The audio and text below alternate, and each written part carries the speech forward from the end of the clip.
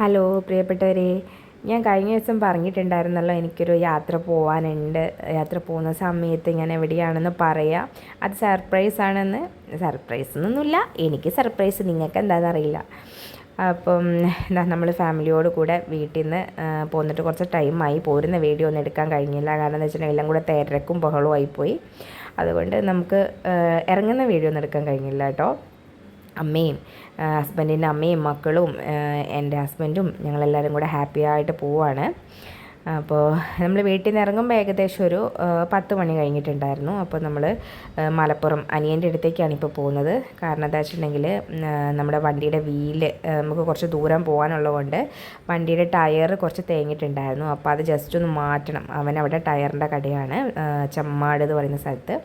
അപ്പോൾ അവിടെ ചെന്ന് ടയറൊക്കെ ചേഞ്ച് ചെയ്തിട്ട് വേണം നമുക്ക് പോകാൻ. അപ്പോൾ നിങ്ങൾ നോക്ക്, എന്തൊരു വെയിലാന്ന് കണ്ടോ. പൊരിഞ്ഞ വെയിലായിരുന്നു.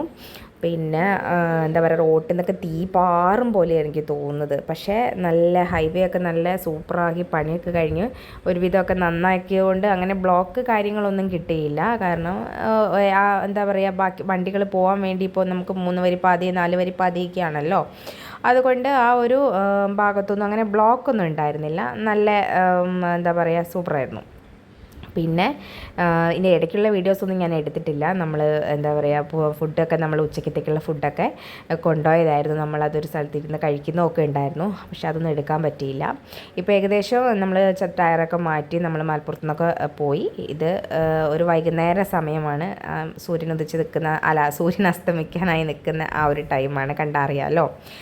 അപ്പോൾ ഞാൻ വെറുതെ ഇങ്ങനെ പുറത്തെ കാഴ്ചകൾ കണ്ട് ഫോട്ടോ എടുത്തതാണ്, വീഡിയോ എടുത്തതാണ്. എന്ന് വെച്ചിട്ടുണ്ടെങ്കിൽ നമുക്ക് ആ ഒരു ടൈം, ചൂടൊക്കെ കുറഞ്ഞൊരു ടൈം ആയതുകൊണ്ട് നമുക്ക് അങ്ങനെ വീഡിയോ ഒക്കെ എടുക്കാൻ എളുപ്പമായിരുന്നു.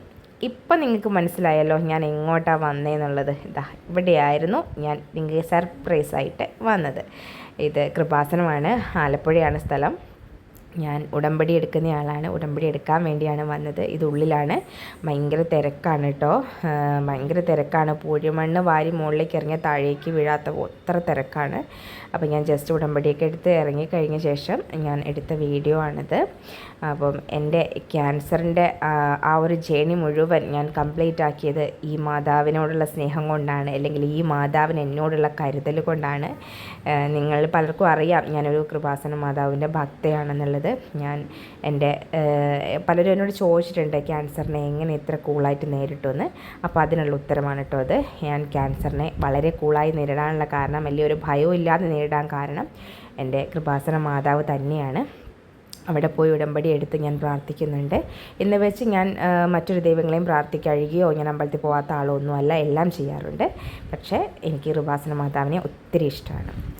അതെല്ലാം കഴിഞ്ഞ് നമ്മൾ പിന്നെ തൃശ്ശൂർ വഴിയാണല്ലോ നമ്മൾ തിരിച്ച് വരുന്നത്. അപ്പോൾ കുറേ കാലമായി അങ്ങനെ പോകാറുണ്ടെങ്കിൽ കൂടി നമ്മൾ തൃശ്ശൂർ നമ്മൾ തിരിച്ച് പെട്ടെന്ന് പോയിട്ട് വരാറാണ് ചെയ്യുക. അപ്പം ഇപ്രാവശ്യം നമുക്ക് കുറച്ച് ടൈമൊക്കെ ഉള്ളത് കൊണ്ട് നമ്മൾ എന്ത് ചെയ്തു, തൃശ്ശൂർ സൂലൊക്കെ ഒന്ന് കയറി. കുറേ കാലമായി വിചാരിക്കുന്നു തൃശ്ശൂർ സൂലൊന്ന് പോകണം എന്നുള്ളത്. അപ്പോൾ ജസ്റ്റ് നമ്മളവിടെ പോയി. എൻ്റെ ഹസ്ബൻഡും ഒക്കെ ആട്ടോ കണ്ടത്.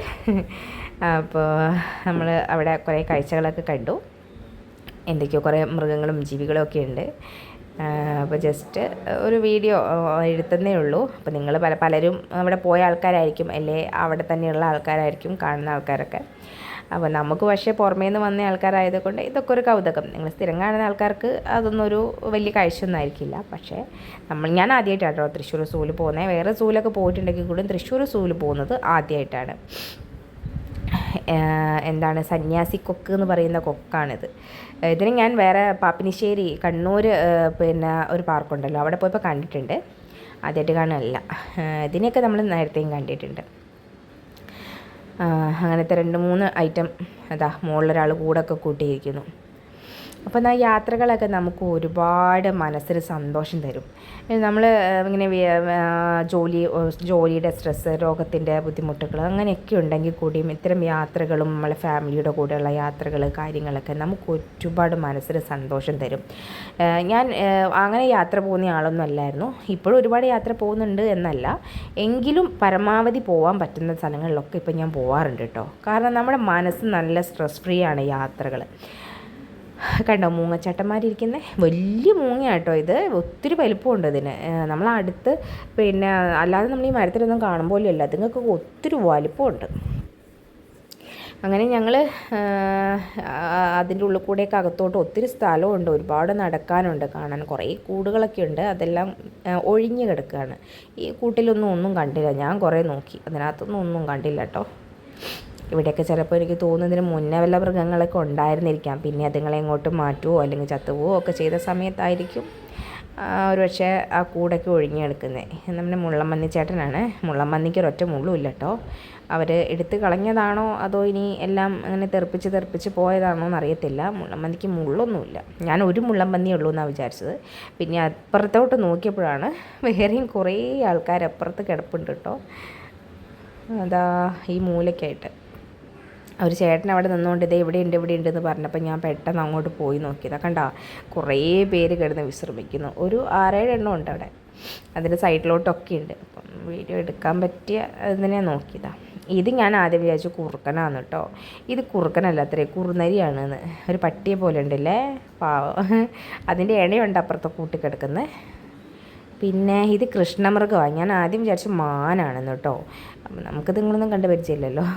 പിന്നെ അവിടെ ബോർഡ് കണ്ടപ്പോഴാണ് മാനാണല്ലോ എന്നുള്ളത്. ഇത് നമ്മുടെ ഒട്ടകപ്പക്ഷി. ഇങ്ങനത്തെ 2-3 എണ്ണത്തിനെ അപ്പുറത്തും ആയിട്ട് കൂട്ടിലിട്ടിട്ടുണ്ട് കേട്ടോ.